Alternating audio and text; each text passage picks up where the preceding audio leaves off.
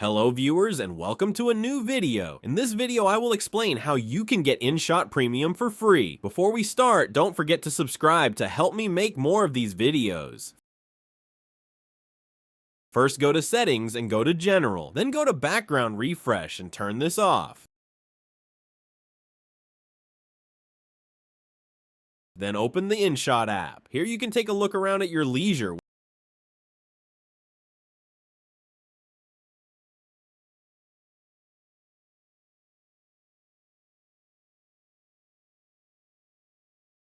When you have seen everything, go to Settings, and then it is very important that you check if all your details are correct, otherwise it will not work.